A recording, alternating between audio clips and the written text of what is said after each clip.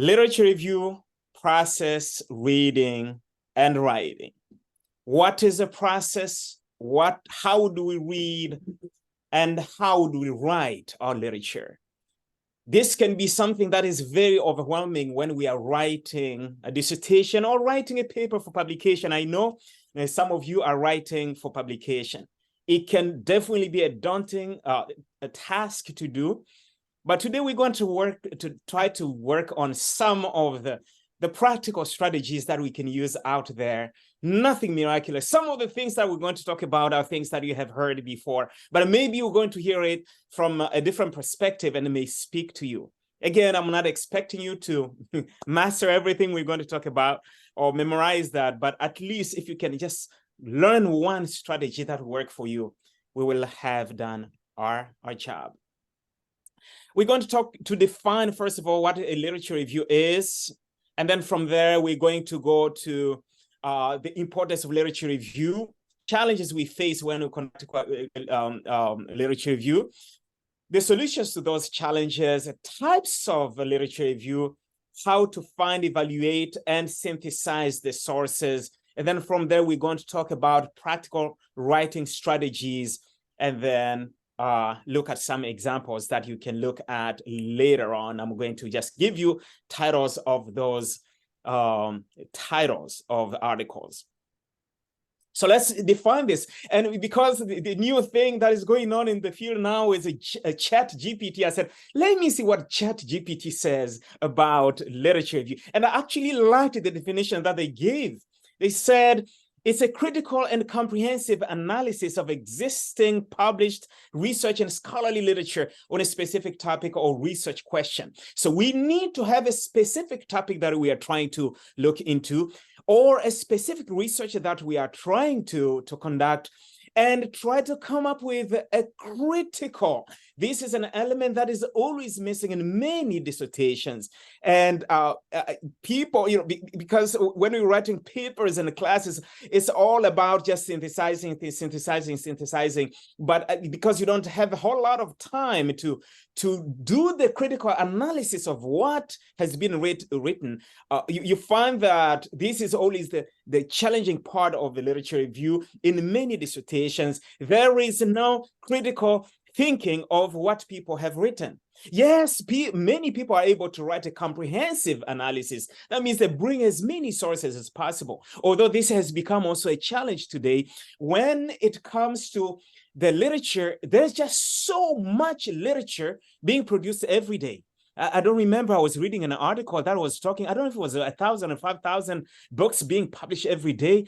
I said, okay, how do you even come to the comprehensive analysis of existing published research or scholarly literature? So it must be critical, it must be comprehensive. That means, especially for a dissertation or a thesis, it has to be comprehensive to show us that you have looked at 360 degrees at your topic, and you have come to conclude that indeed there's a need for your topic. There's a gap in the literature. There's a gap in the scholarly literature. And it has to be based on research, published research, and also on scholarly literature. So scholarly literature will be like books, scholarly books that are not necessarily research, but they are books that are written on your topic. They can be journal articles that are not research journal articles, theoretical papers, conceptual papers. These will all be good to include in the literature review. Here's how I define it. It's a comprehensive synthesis of books and journal articles that pertain to the proposed study. Comprehensive analysis, a synthesis of books and journal articles as they pertain to your topic. So 4 things that we need to keep in mind from the definition of literature review. We need to search for sources that pertain to our study, our paper, our literature review. And this has to be done systematically. We're going to look into that. We need to evaluate those sources to make sure not only they pertain to a study, they are relevant to a study, but they are of good quality. And we need to synthesize those sources systematically and critically, because as you dig deeper into the literature review, you'll find some contradictions. And as a writer, you need to bring those contradictions together. You will find some baseless statements. And this is where you come in to raise these baseless statements that although this person is claiming this and this and this, there is a faulty hypothesis or faulty statement, faulty assumption or conclusion in this specific study. It is true that at the beginning, when you are at the beginning of your literature review, you may not see this very clearly, but as you dig deeper and deeper, you start seeing things that an uninformed eye wouldn't have seen. You find people actually, and this happens I would say in research on a regular basis, people making claims that are baseless. They conducted a study, for example. I'm going to use illustrations from the social sciences and education more than the seminary or theology, because I have not really done research in theology. But you'll find, for example, somebody conducted a study in a university, and then they go on to generalize over the whole world. Right there, there's a problem. There's a problem right there, because this study was done only in one university. The study did not provide enough power. The findings did not provide enough power to generalize over the whole world. And the last one, we need to write scholarly. It's not only about finding those good sources, scholarly sources, but we need to be able to write also scholarly, because if we have good sources and we are not writing scholarly, our literature review will still be rejected or will still have a lot of corrections that we have to make. Why is literature review important? It is to know the present, to overview the current state of knowledge. What are people saying today? What do we know today about the topic? But also finding the gaps, to identify the research gaps, the debates and inconsistencies. Trust me, you'll find people coming up to different conclusions on the same topic. And this was actually what I did for my first dissertation. It was a meta-analysis, because I found that was this issue that, okay, we find that reading leads to vocabulary learning, because it was on applied linguistics. And others say, no, reading is not enough to learn second language vocabulary. So I said, okay, there's inconsistencies. There are inconsistencies. There are debates, and people could not agree with one another. So I brought all these primary studies together statistically to try to come up with one statistic that synthesized everything that had ever been conducted, as research that had been conducted on the topic, and to come up with one conclusion. And from there, you cannot argue with the statistics. I put it up there, and ever since that time, I know it has been cited several times, because it kind of helped us to put this debate on rest. We do literature review to find the existing expertise, to be familiar with the experts. How do you know who are the experts? If you are writing literature review, let's say it's for your thesis or dissertation, and you don't cite the experts, your professor will know that you did not do a thorough review of the literature, because your professors know who the experts are. If it is a paper for publication, it is the same thing. The peer reviewers know exactly the experts in the field. And so when you submit that paper, and the paper that did not cite the experts, it will be a problem. I hope people can mute themselves so that we will not be struggling. The next one is to find the theories. You'll find that in chapter 2 of your thesis or dissertation, we ask you, or chapter 1 sometimes, your theoretical framework or conceptual framework. How do you establish this? For theoretical framework, you need to see the literature? What are the theories that people keep referring to this specific topic? So by reading the literature, you are going to know the existing theories. And for those who are doing quantitative research, you can look at the conceptual frameworks that other people have used and see the relationship between the different variables. We'll find that in the existing literature. We get to establish the historical foundation of the study. Again, this is very important in a thesis writing and dissertation writing, because you don't just talk about the topic without telling us where this topic came from. Who are the founders of this topic? How did it even start? We go to future research.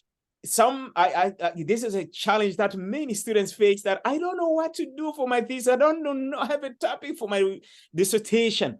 Go to the last chapter of thesis of dissertations, or go to the conclusion section of journal articles, research journal articles. They will always recommend more research needs to be done in this area. That is a place, if you're struggling to find a topic, that's a place to do that, to find a topic. And that is one of the reasons why we do literature review. We need to synthesize knowledge. When you do meta-analysis, which is the quantitative synthesis of existing research, or meta-synthesis, which is the qualitative research synthesis, all the qualitative research studies that have been published on a specific topic, you bring them together methodologically to reinterpret the data and come up with new results, new findings. So meta-analysis and meta-synthesis help us to synthesize existing knowledge. And we can do literature review to develop new expertise. We develop our own expertise. If we say we are an expert on behavior modification, for those who are in public health, or in transformative leadership, for those who are in leadership, or online marketing, for those who are in business. To be able to develop that expertise, you need to do a lot of reading. You need to read a lot. And to be able to do that, you need to collect literature and do a literature review. So this is how we get to look at the importance of the literature review. The challenges, there are some challenges. Some are personal challenges, like you may have a bias. You have already your mindset that this is how it is. I have a student right now who's writing a dissertation, and I could see, and we even talked about this, that, hey, you've got a bias about this, and you need to control this level of bias, because otherwise you'll be selecting only things that confirm your bias. There may be conflict of interest. Maybe you own a business, or you work for a university or an organization, and what you're finding is actually showing that it's not really true what you're trying to promote in your university or your organization. And you find yourself actually going to the literature that's not going to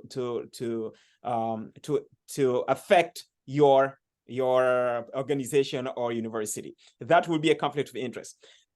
Identifying the scope of your study. How much is enough? How much is less? How much is too much? This is a challenge for people who are doing research for the first time. Plagiarism. People who have limited writing skills, they struggle. They just copy and paste. I mean, you think that at the doctoral master's level, people are not doing this anymore, but unfortunately, they are doing this. And with ChatGPT, I have seen some students actually just using ChatGPT and just bring this thing in. The good thing is that Turnitin now can actually find what was plagiarized. Even with ChatGPT. And so I know it is becoming much more complex. All these things can actually lead to stress when you are dealing with a lot of information, which is the second one. Keeping up with the information overload, too much information. This is not total memory involvement. Too much information, because there's so much that is coming up. Keeping up with the new data or new information, new articles, because there are so many being published every day. I wish we'll have a new movement that says, slow down on publication, Dr. Janet. Slow down on publication. But no, we are all still pushing for a lot of publication. Quality assessment, how do we know that what we are getting is not from predatory journals? It is really quality work. Synthesis and analysis of what we find can be also a challenge.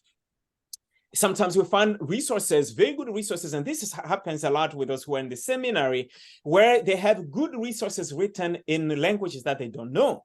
They may be in French, they may be in German, they may be in Russian, they may be in Spanish, and yet you do not know those languages.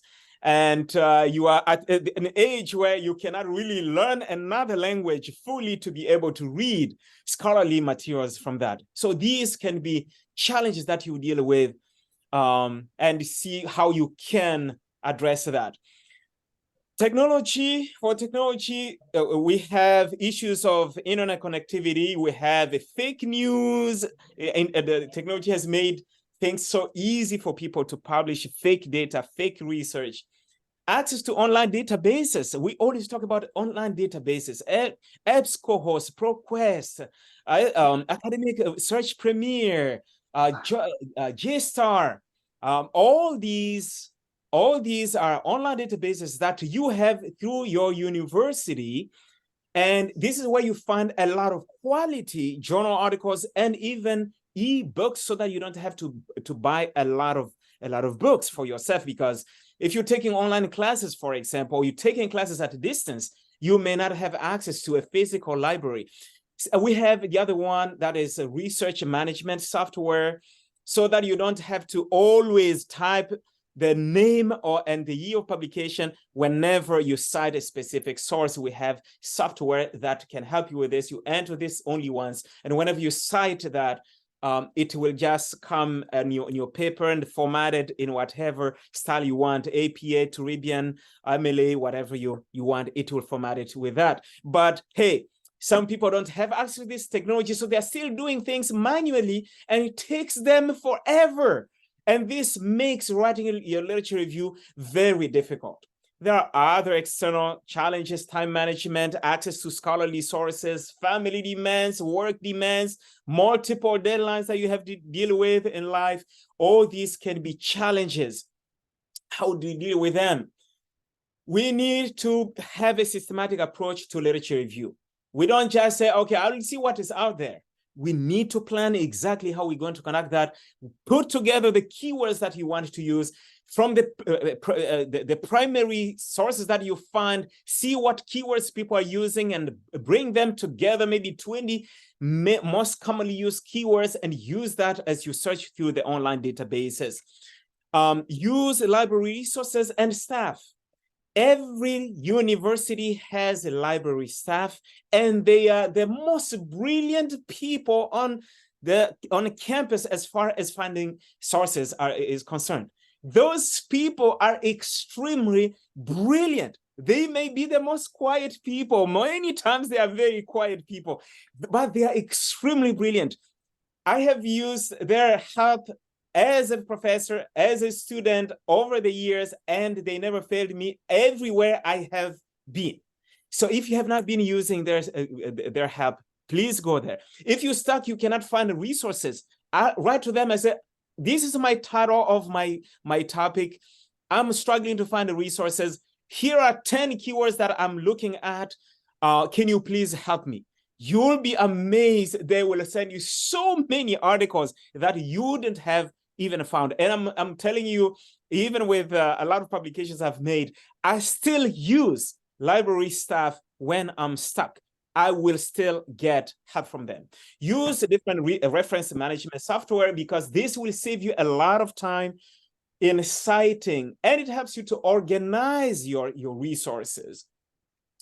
And use a mentor, especially if you're writing your thesis or dissertation.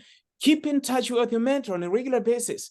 With my mentees, my advisees that I have in a university where I'm working right now, every month they are required to report to me, so that I know where they are, challenges that they face. If somebody reports to me 3-4 months the same thing, then I know that we need to have a serious talk. Please reach out to your mentors, and you'll not regret that. You need to be organized. You need to make your own plan that works for you, because different people work differently. Be comprehensive with your literature review. You need to reach your saturation. How do you reach literature review saturation? It's when you look for new sources, you find them referring to the sources that you have already collected. At that point, you have actually reached the research saturation. You have reached the review saturation. What are the different types of literature review? We have the narrative literature review. This is, I think, the most commonly used one that we're familiar with. This is where you synthesize key findings, theories, and concepts from various sources in a coherent narrative. This is what you find in most of the theses and dissertations. But you can do a systematic review. This is a structured and methodical approach to identify, select, and critically evaluate a predefined set of research studies or sources. You must have a clear question, explicit inclusion, exclusion criteria, and a systematic search process. So you must go through a very specific step-by-step that are already established in literature review. And you must have a research question. It's a research itself. I have a student right now who is doing this for her dissertation. It is the first one in our program. At first, there was a little bit of hesitation, but in the end, we said, no, let's give the student a chance, because the topic itself was really, really calling for the systematic review. And so that's what she's doing. The other one is integrative review, which is the synthesis and the critique of existing literature by drawing from various types of research.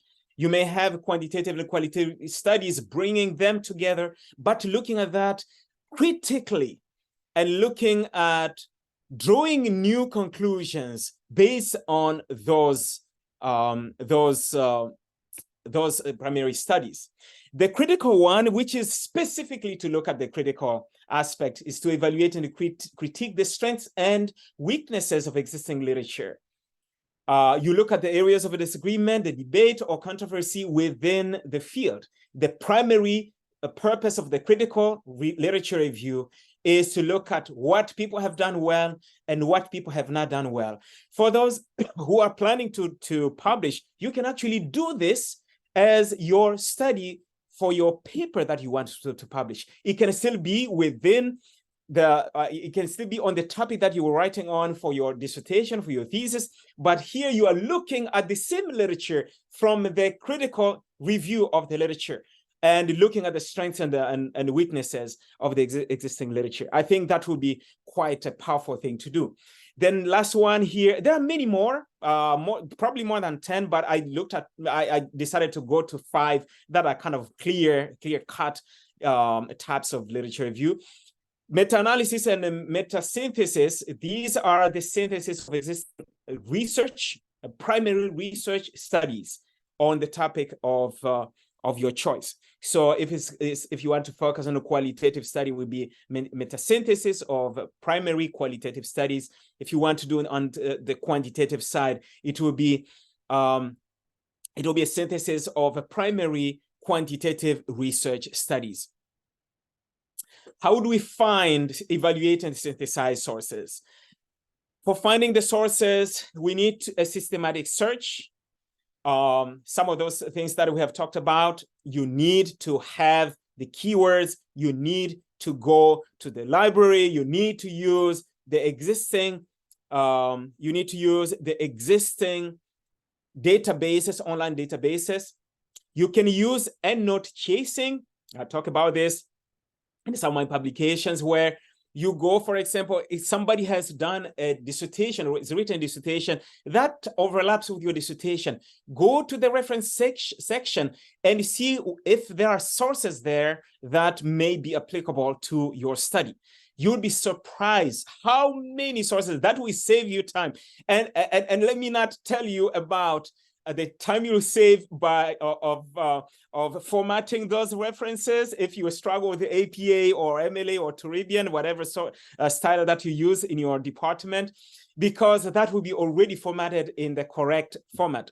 So you just copy and paste those references, and then of course you look for them using the online databases or seeking the help of the library staff.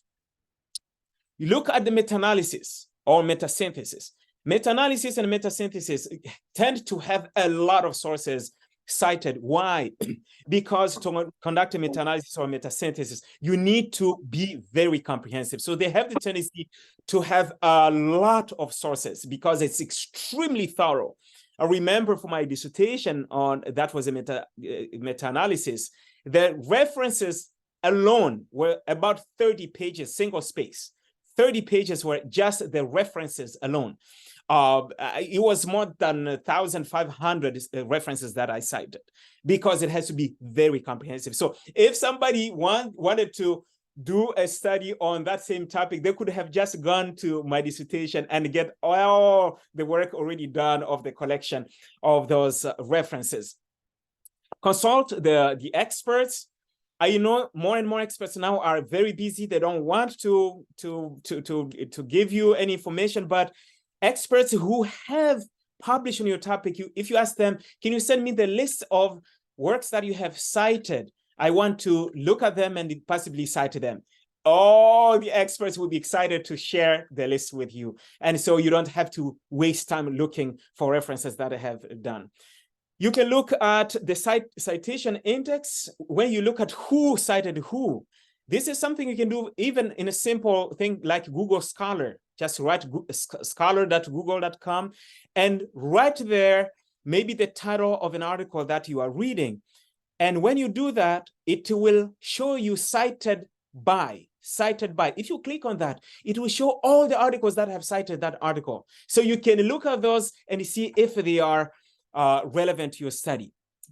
The reference management software, we talked about that. Of course, there are many different ones. These are the ones I have heard that you hear regularly. Mendeley is free, Zotero I think is free, and Note and Citavi, they come with a fee. Attending conferences, you'll see a number of sources. I always learn a lot of things by attending conferences. People cite people that I never heard of. And if it's an idea that is exciting to me, I usually, while I'm still listening to the presenter, I just go to Google and see if I can find that source and put it and keep it for myself. And of course, the old-fashioned way, go to the library. Even if you live far away from your university library, find a local university. Some universities will tell you if you're not a student there or a worker there, you can have a membership card that will pay $10 to $20, whatever it is. Pay that. It will definitely save you a lot of time. If it is a public university, you don't have to actually pay. You can just go to public university. It may vary from country to country, but in many countries, public universities or community universities, although community universities tend to be too scholarly, you can access them freely. When you're evaluating and synthesizing your sources, you can organize your literature by themes. You summarize the key findings. You can just read and summarize every key finding that you have. You can create a table where you have the author, the year of publication. If you want, you can even have a section where you'll have the abstract. You can have another column where you will have the methodology that was used, what was the research design, what was data collection, was it interviews, was it survey, was it focus group discussions, was it observations, and what were the findings, what were the strengths. You have another column for the strengths, and what were the weaknesses, what were the recommendations. If you do this for 50, 100 studies, guess what? By the time you write your dissertation, it will be so easy, because you have already summarized things in a systematic way.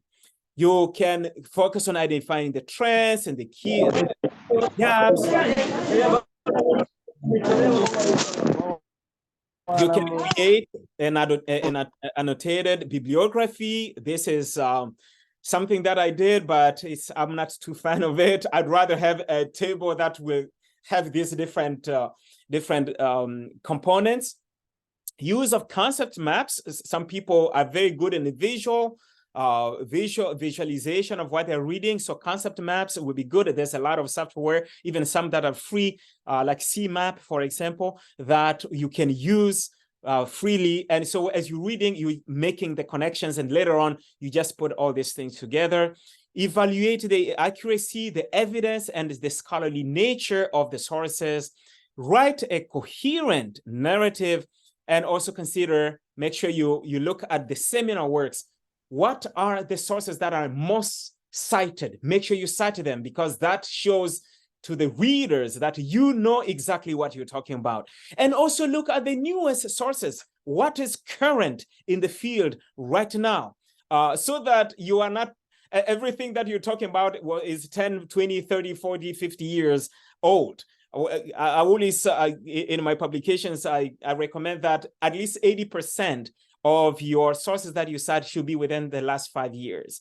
And then it maybe 20 or less percent should be old sources, and including, of course, seminal sources that have the tendency to be old. So here are some of the practical strategies as we head towards the end of this presentation. You need to write with clarity and precision. You need to have a logical flow of your thoughts. Let's not, I know on this platform we have some people who have been to the Philippines. There's a recipe there they call halo-halo. It's a dessert. It's very delicious. But when you hear halo-halo, it is two people. Some people think about the dessert and how delicious it is. But for people who are not Filipinos, who are not from the Philippines, when you say halo-halo, you think about a mixture that is strange. This recipe comes, I mean, this dessert has, sometimes they will put coconut. I think that's the basis. The coconut, they will have milk.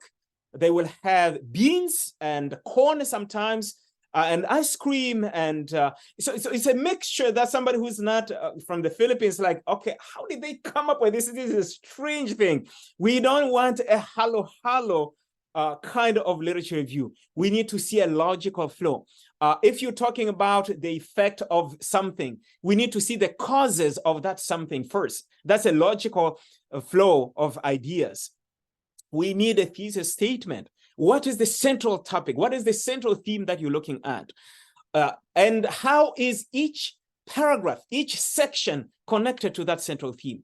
Many times people will be carried away with a literature review. They start with the central theme in the first section, and later on they are in something like, okay, I have no clue how this is related to the topic. So here's the bottom line that I always encourage my students to do. Every paragraph that you write, please ask yourself as the last sentence of each paragraph, how is this related to the topic? Write one sentence, the last sentence of every paragraph. How is this related to the topic? Make connection to that topic. Of course, you're not going to write, this paragraph relates to this topic because of this. No, it's like, based on what is presented in above, there is a need for this. It is clear that you have connected. You need to even mention the keyword, one of the keywords of your title in each paragraph. I think that would be very powerful. And look at, before you write your literature review, try to come up with an outline so that you know that the outline clearly reflects what is going to be under your title.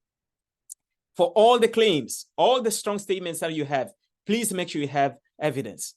Make sure you have critical thinking. Find the inconsistencies, the debates, the weak statements, the baseless statements, and raise them to the awareness and bring them up in your literature. This one said this, however, the other person said this. And based on the existing data, this is what it is supposed to be because of this and this and this. When you write it like that, you are actually presenting a critical analysis of what people have written. We need to have proper citations and referencing. You need to make sure you have academic integrity. Do not plagiarize. It's against the law. It's against the standard. And it's definitely against Christian principles because that's stealing and lying as well. Proofread your work. Make sure you are aware of the audience that you have so that you're writing at their level, at their expectation. Use fewer direct quotes. I remember reading a thesis of student, a draft of a proposal. I want to mention where that was. And I think maybe 70% of the draft was just direct quotes. That will not cut it. That is just, no, it's going to be rejected anywhere where you submit that. I have come up with 7 strategies. I've written about this over the years. If you want to read about these, I think you can find them in online. If you Google my paper, you put my name and you put qualitative research papers and writing strategies, something like that. You can see some of them, not all of them. The last 2 we added this year in the book that we just published this year at Andrews. But basically, these help you to think. They are not necessarily things that are going to make you write. Like the IMIS model helps you to structure your paragraph. That you need to start with the major idea needs to be in the first sentence. Follow that up with at least 3 sentences that are going to explain what you had in your thesis statement. Excuse me, your main idea. And then the last sentence helps you to answer the question, so what? So you synthesize what you have written there. The KISS model with 3 S's, keep it simple, structured, and sweet, where everything you write is as clear as possible. The prose metaphor talks about making sure you have a clear connection between the sections and between the different paragraphs that you have. The blended metaphor talks about making sure that in your literature review, there's no paragraph that has no citation, and that you don't cite just one source once and you say you're done. Some sources, you may cite them 10 times, 20 times, others you cite 1 time. And each paragraph, you may have different sources cited together in different sentences within the paragraph. This is what the blender metaphor talks about. We have sandwich metaphor that every single direct quote that you have, you should not start it at the beginning of the paragraph or at the end of the paragraph. You need to sandwich that. You need to start with your own words, introduce that direct quote and have a smooth transition to that quote. And after you put that direct quote, you need to comment on that, expand on that. We don't just plug that direct quote in and then just move on as if nothing happened. We have the shoe shine metaphor where that's the polishing, obviously, and the policy metaphor. There's the last 2 that I added just this year, that is leading you to read the guidelines, making sure that you follow the standards that are out there. Here's some examples before we close. You can look at these later on. The history of artificial intelligence and narrative review. So if you want to see how a narrative review is done, you can look at this. And artificial intelligence, of course, this is definitely something that is common to all the fields today. So you can look at that. Effects of physical exercise on mental health. This is a systematic review and a meta-analysis. So you can look at that. Or you can just look at something within your topic and put meta-analysis as one of the key words. You'll find a lot of them coming up. Integrative review of evidence-based practices in nursing care. That will be an integrative review. And the last one, a critical review of gender bias in STEM education and its implications. So this one is going to look at the review critically. The last one is an annotated bibliography of recent studies on urbanization and its environmental impact. So these are some examples that you can look at when you have time. Let's wrap up this thing and then have some discussion after this. The literature review must be comprehensive. It must be critical. It must be systematic. You must do it systematically.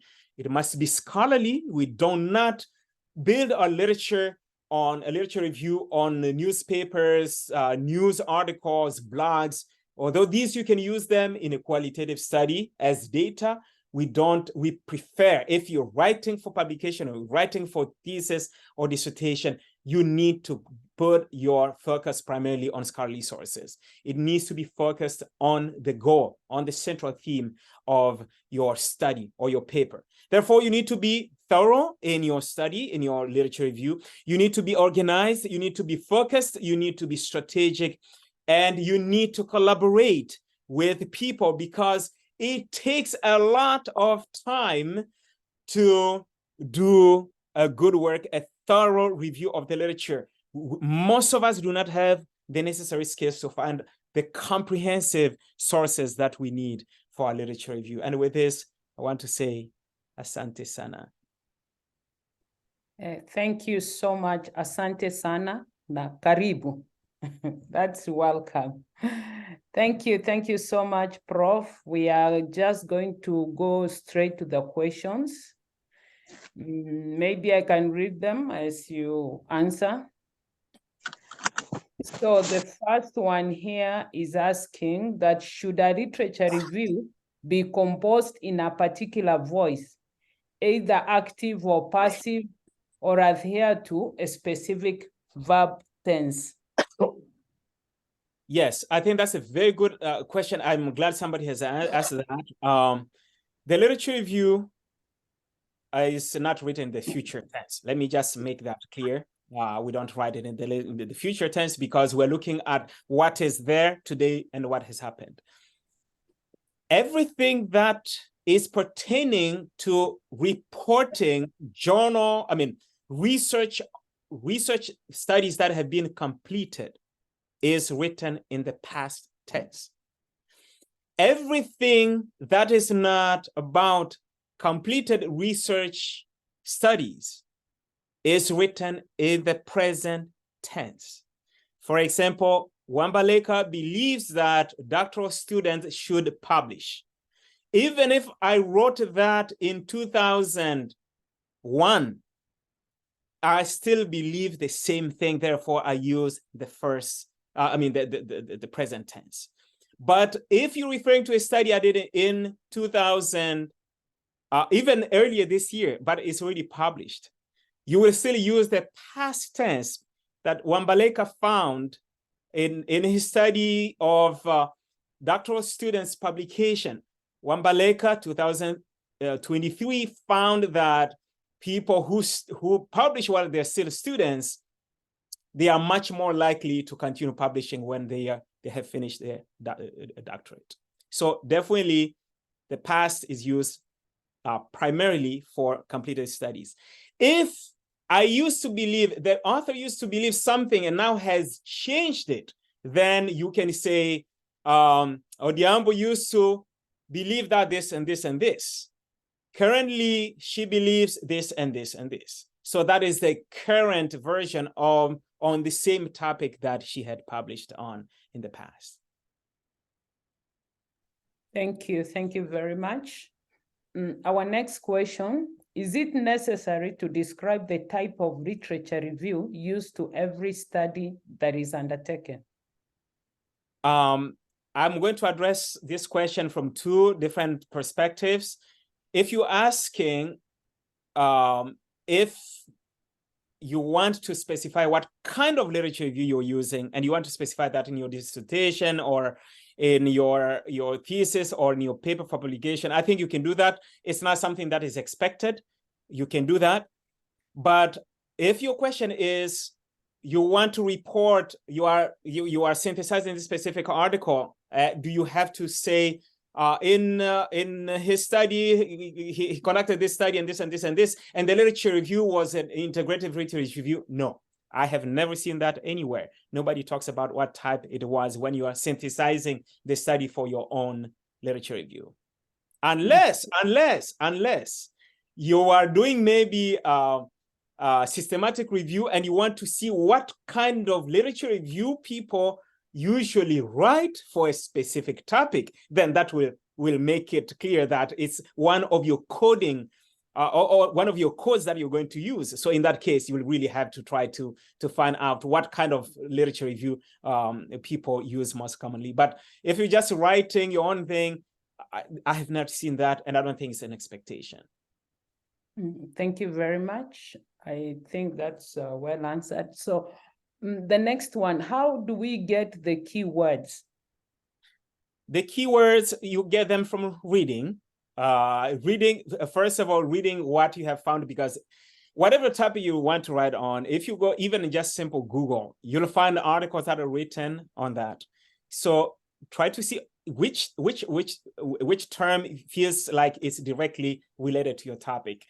Later on, as you read more and more, you'll find the concepts that people are referring to over and over again. So you come up with that. You can talk to an expert. If you're a student, you can talk to your faculty. You say, here are the keywords that I've come up with. Don't go to your professor or your mentor without anything, and you want them to do your work for you. No, do your homework and maybe come up with 10 of them and say, okay, here are the keywords that I've come up with. What do you think about them? And here's my topic. Here's the title of what I'm working on. Or you can even put the goal of my paper. This is what I want to achieve. Here is the list of my keywords. Is there something that I'm forgetting? Or is there something on this list that should be there? Since it's something that people can do in 5 minutes, most people will be able to help you with that. Thank you very much. The next one is the way as we do our literature review. So is there a specific site that can be consulted to ensure that the article is not from a predatory journal? I wish I could tell you that Jeff's Billy's list of predatory journals is enough, but I have come to realize that it's biased. So if you're familiar with that, don't use that as your primary way of finding out about predatory journals. 2 ways that I can recommend to you. One will be to get one of my books where I actually have a long list of red indicators, red lights that you need to watch for when you are looking at a journal. That is if you want to do it yourself. The other easier way is really for you to use the online databases, because for journals to be, for example, listed in the EBSCO-host, I was trying to get our journal, when I was still in the Philippines, was trying to get our journal to be listed there. There was like 85 standards that we had to abide with. I think we got to 60. And trying to meet the other 25, it was things that was really, really hard. So articles that you find within EBSCO-host, JSTOR, ProQuest, you have a high likelihood of getting articles that are scholarly, that have no predatory things. Unfortunately, many times we just want to run things through Google and that's it. Don't rely on that if you want to publish or you're writing a thesis or dissertation, because a lot of journal articles are from predatory journals. And you don't have time to really assess each one of them. So please use those online databases that your university is already offering, because your university is offering, spending a lot of money on this. Somebody has already done the work for you. Use the online databases. Thank you very much. And one of us here is really worried about being biased. So he's saying, I'm tempted to think that my passion about the subject under study will result to bias. So how do I know and free myself from the bias? You need to do a comprehensive review, collect data, not only that is confirming your bias, but you collect information because that's the information that is available, not because it confirms what you think. When you see something that is contradictory to your belief, please write it down, report it as it is. And then if you have another source that has said something different, report that one as well. And people can decide for themselves, because they're scholars anyways. They can decide for themselves which one of the two they're going to go with. because no matter what you believe, there will be, no matter what other people believe that is different from you, there will be also people who believe the same thing that you believe. So by presenting the two sides, you are showing that, hey, you make your own decision. This is what is in the existing literature. Even if later on you may rely much more heavily on, inclined toward one point, but at least people see that you were able to balance, you were able to present the two opinions, and it will not count against you. If you are only taking things that confirm your bias, trust me, when the reviewers read your work, because they are very familiar with existing literature, they are going to find that, and they are going to say you are biased, and you don't want that. So present both, even the painful ones. Present that and say what you have to say, and then present the other side as well. Thank you very much. The last one here, I think, is just an asking for, please share the list of the papers you have just shared, or links to those papers. What I can do is to bring back this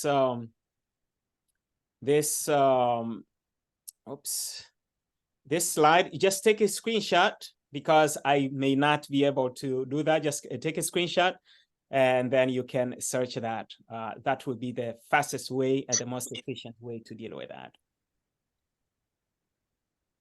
Okay, so the last question here, we are running out of time. What is the recommended number of sources to include in the literature review? I think it depends on what work you're doing, because you can do a literature review for your paper. Do you need 100? No. Your professor will tell you how many sources minimum you need to have.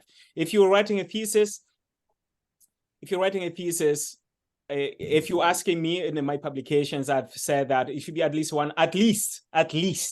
it's not at most, at least 100 sources for a thesis, and at least 150 for a dissertation. Again, please understand, this is the bare minimum. And I came up with this number based on a lot of thesis dissertations on the different countries where I have served. Some will submit a dissertation that has a 30 sources. I said, this is a joke. This is a joke. And so I would say at the very least 100 for thesis, and the very least 150. But is that the maximum? No. As I mentioned to you, my first one was 30 pages, more than 1,500, I think 1,500, somewhere around there, sources that I cited. And the second one, probably not less than 500 sources. Does it mean you read everything from cover to cover? No, some maybe books where you read only one chapter, and you will still cite that. It doesn't mean that you read everything word for word. It simply means that you were able to consult that and learn something from that.